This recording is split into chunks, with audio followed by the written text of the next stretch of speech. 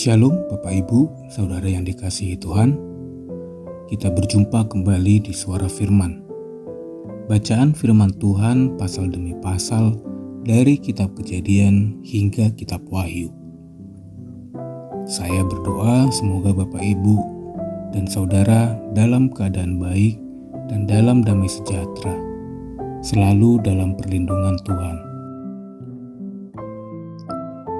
Di sebuah kota kuno bernama Ur, hidup seorang pria bernama Abram. Kelak dikenal sebagai Abraham. Suatu hari di usianya yang ke-75, ia mendengar suara Tuhan yang akan mengubah hidupnya selamanya. Tinggalkanlah negerimu, kaummu, dan rumah bapamu. Pergilah ke negeri yang akan kutunjukkan kepadamu.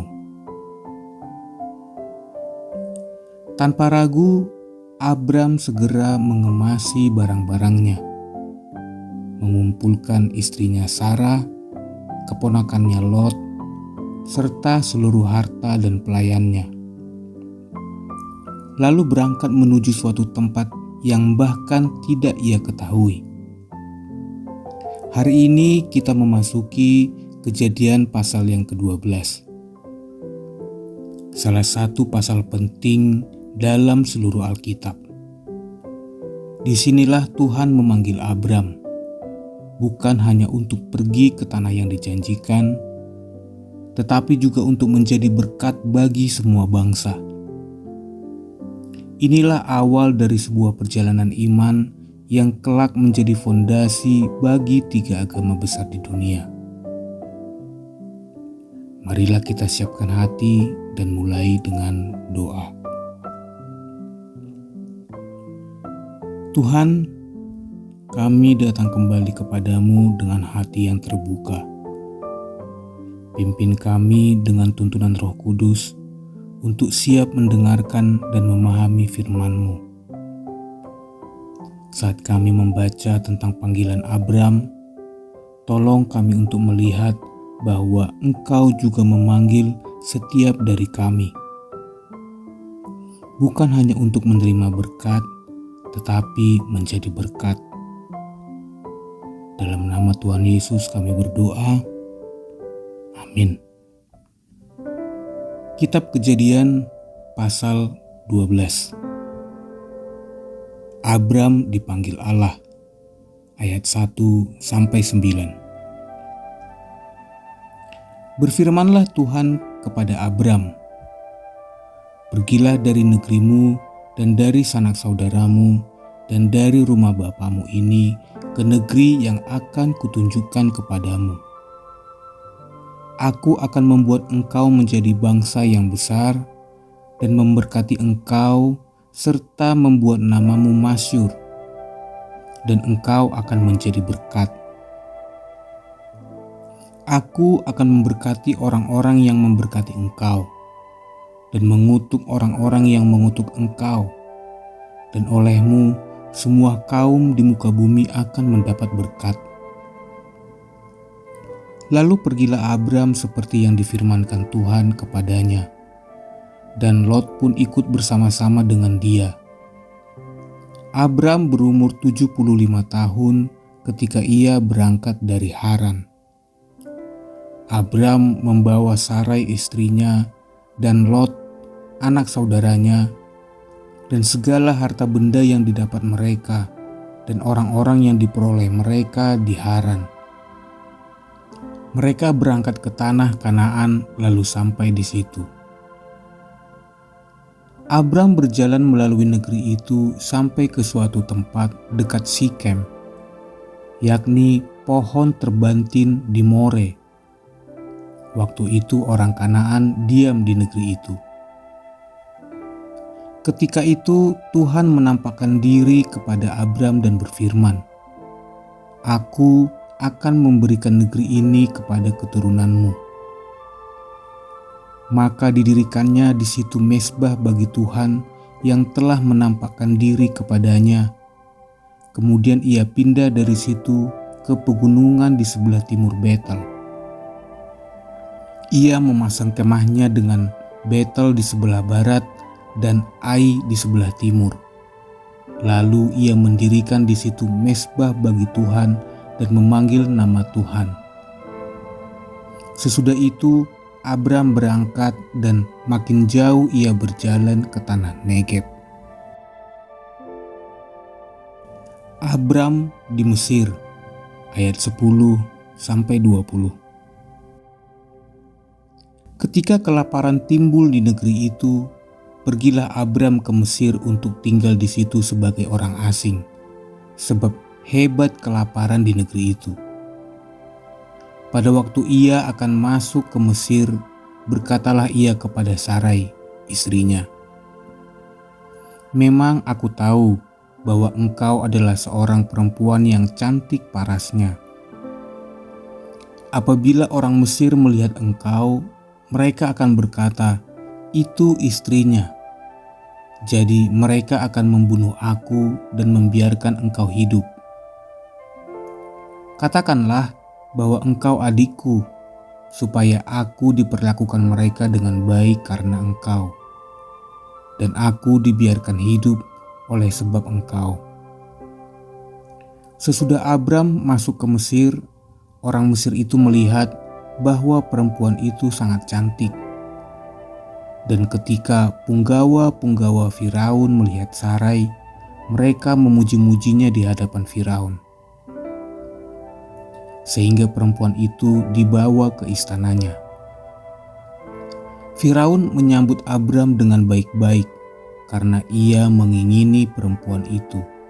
Dan Abram mendapat kambing domba, lembu sapi, keledai jantan, budak laki-laki dan perempuan, keledai betina dan unta.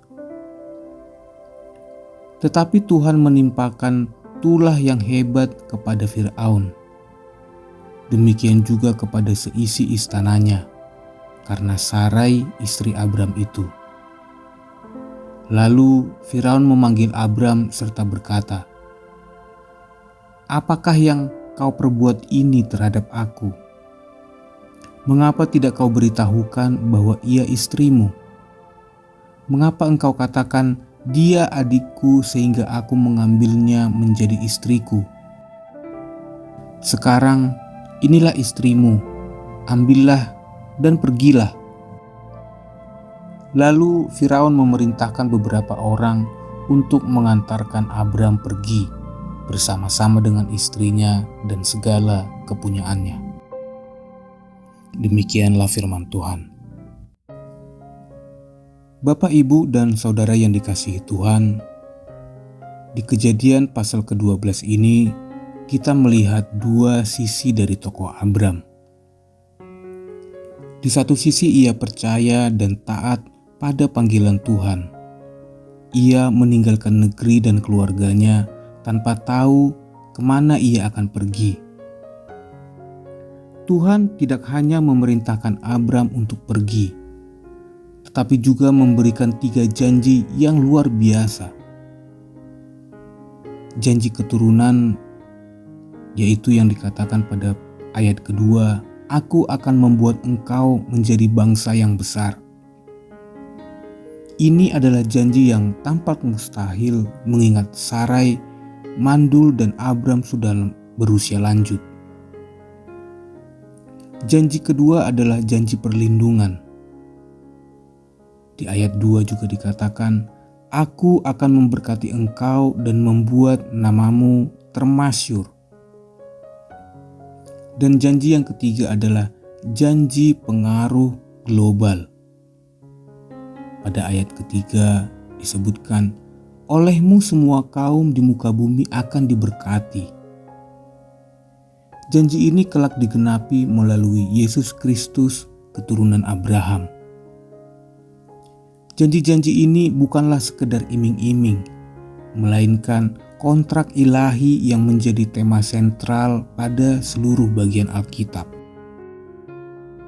Akan tetapi di sisi yang lain, iman Abram masih belum sempurna. Setibanya di Kanaan, Abram segera diuji. Kelaparan melanda negeri itu. memaksanya untuk pergi ke Mesir, sebuah keputusan yang nyaris berakibat fatal, membahayakan rencana Tuhan. Karena takut dibunuh demi kecantikan Sarai, Abram berbohong dengan mengatakan bahwa Sarai adalah saudaranya. Akibatnya, Firaun mengambil Sarai ke istananya.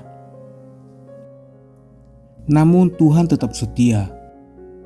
Ia menjaga Abram dan melindungi Sarai. Ini mengingatkan kita bahwa iman yang sejati bukan berarti tanpa kegagalan, tetapi iman yang mau terus berjalan bersama Tuhan meskipun belum sempurna. Lalu, apa sekiranya relevansi yang bisa kita renungkan dari kisah Abraham untuk kita saat ini? Di tengah kondisi kita yang cukup sulit saat ini, beban hidup yang mungkin semakin berat, rencana kita yang tidak berjalan dengan baik, marilah kita mengandalkan rancangan Tuhan dalam hidup kita, dalam keluarga kita. Seperti yang dapat kita renungkan dari Kejadian pasal 11 sebelumnya. Kisah Abram mengajarkan kita bahwa yang pertama, iman bukanlah tentang memahami segalanya, tetapi tentang taat melangkah.